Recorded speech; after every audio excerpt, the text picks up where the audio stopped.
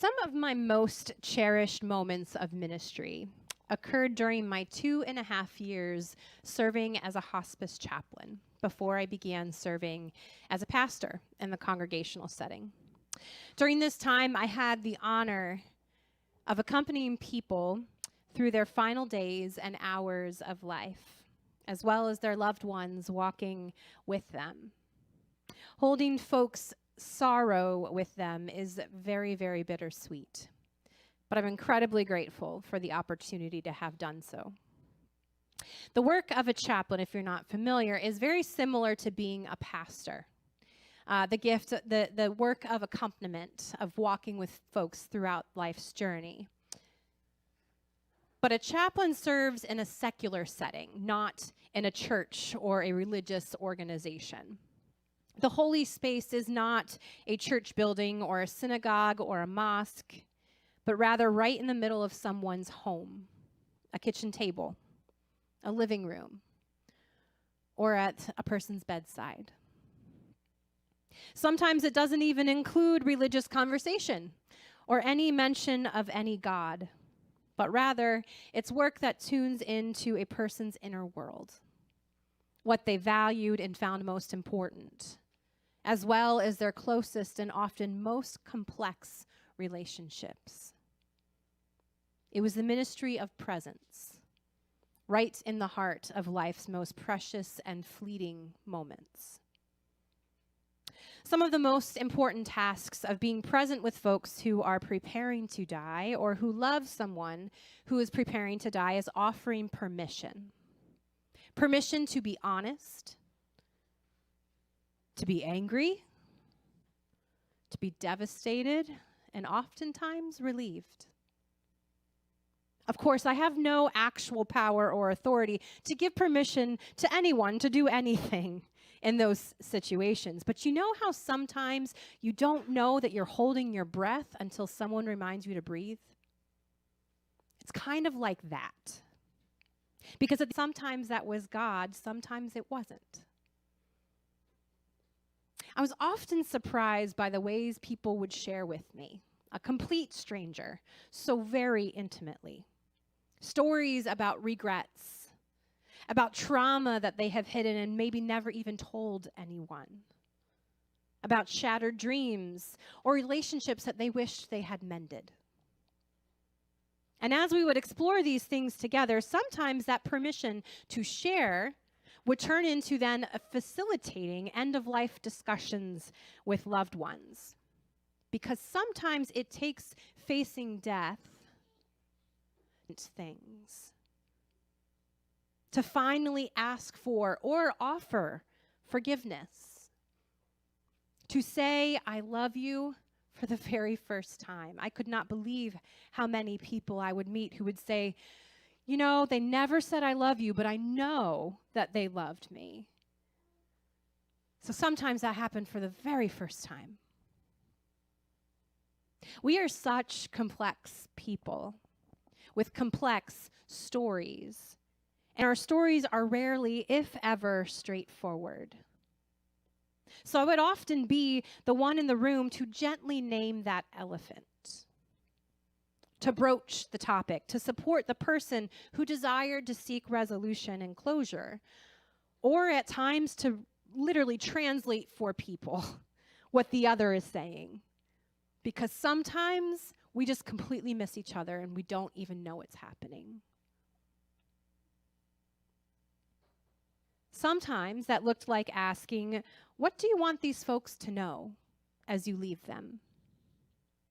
What do you want to say to this person as their life comes to a close? What is left undone?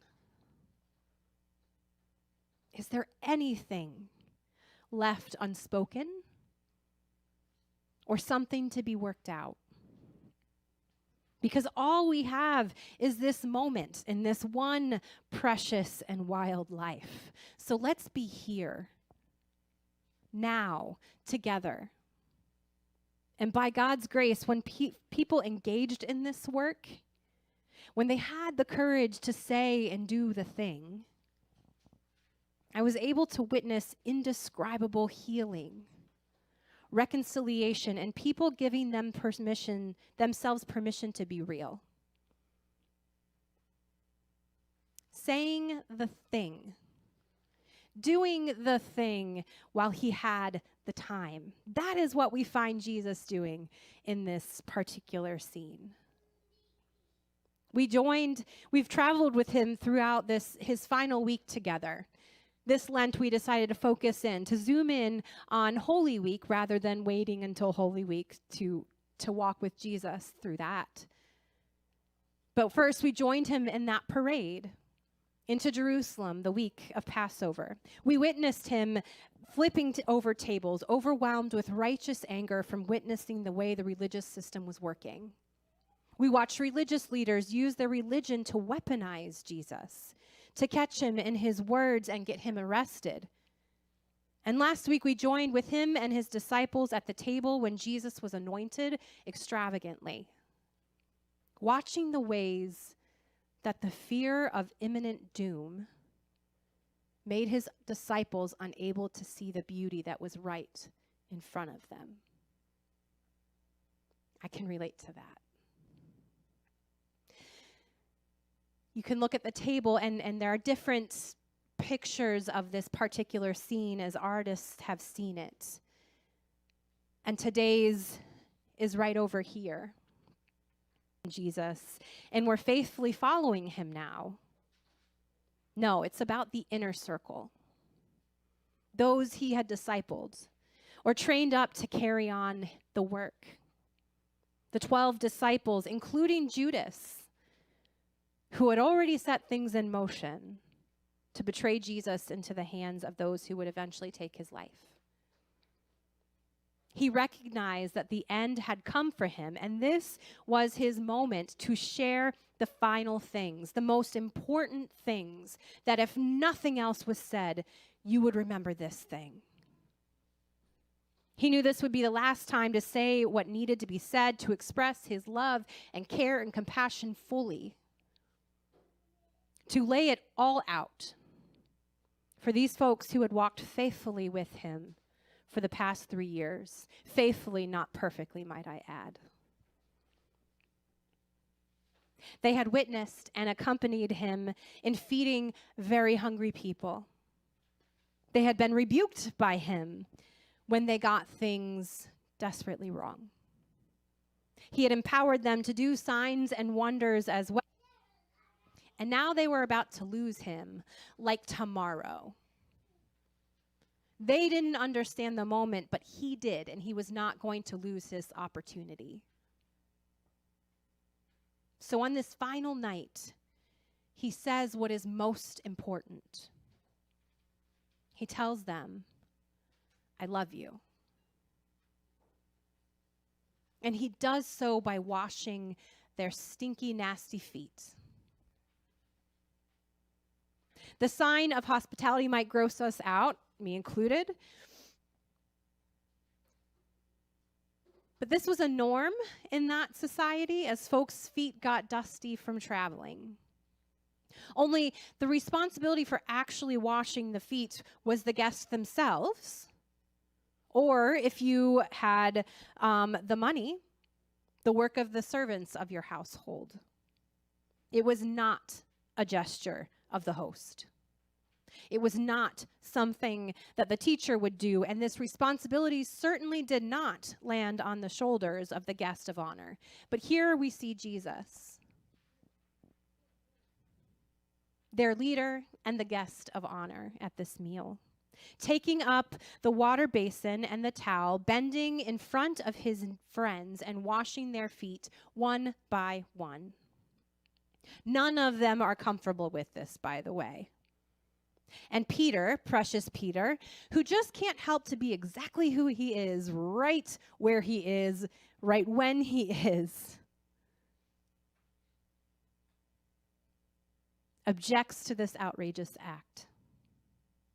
It's not right. This isn't the way that things are done, Jesus. We have order. And while I'm not quite so sure we deserve this, not sure that I am worthy of this kind of service, Jesus. However, Jesus assures him that it must be done, that this was an invitation for those gathered into deeper relationship with him. Jesus tells him that he doesn't get the meaning of this now. Trust me. So then Peter goes the opposite direction. Okay, well, not just my feet then, just wash all of me, please. And Jesus says, Pete, it's not about the water. Being clean is not the point. Let me minister to you. Let me serve you. Commentator Gail O'Day wrote, Jesus asks nothing of the disciples other than that they place themselves completely in his hands, that they discard their images of who he is and how one comes to God and give themselves to his ministrations. That's it. Let me show you how much I love you, says Jesus, both in word and in action. It's only after he makes it absolutely clear that this gift was for them does he turn back to them and tell them to embody this kind of servanthood themselves. He explains that just as he did this beautiful thing for them, they too are invited to show and express love in the same way by serving one another and washing each other's feet. Again, he explains it's not necessarily the water that's important. It's what it means, what it represents. He would soon die and be returning to God from whom he came, and he wanted to invite them into the kind of depth of relationship that he had with God. The kind of love expressed not by lording over or expecting reciprocity. That isn't love. But by giving. Your job, he says, is to love extravagantly just as I have loved you extravagantly.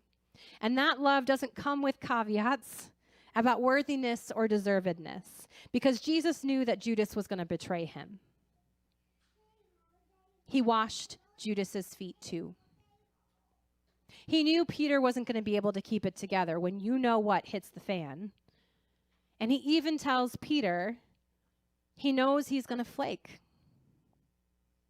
He washes Peter's feet and even takes the time to assure him that he is worthy. He knows they're all going to run. But no matter what, Jesus' loving gaze remains.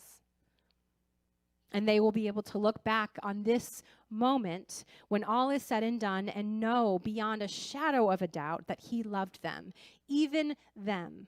They will understand this symbolic and generous act, even if they couldn't do so this night. And it would be the very love that would propel them into faithful works of their own. Well, everyone but Judas, whose life ends very, very tragically. But for most of them, it enables them to forgive themselves for the ways that they failed to show up for him in his greatest need. Because they knew that Jesus had already forgiven them for how they were going to respond. Imagine that. That love would lead them on to greater love. As Zach mentioned, a lot more is going to happen on this particular night. This is like part 1/4 of the story of what happens.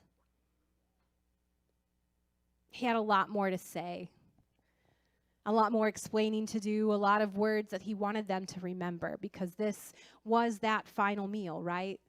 This is when he says all of the important things. If you don't catch anything else, I want you to remember this particular thing.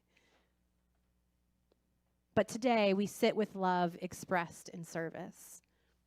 We allow ourselves to first receive the love as symbolized in water and an act of hospitality. Because we can only bear the coming hours, as the disciples did, when we know Jesus' love. So we have a little bit of time, and I want to invite you to explore this with me. Each week we've been zooming in to each story to take us a closer look and to actually imagine ourselves in the story, where we might be, who we might be represented by. There's all kinds of folks in this picture. Where do you see yourself? How might you have responded if you were there? And what do you think it means to let Jesus love you? Are you able to actually believe that?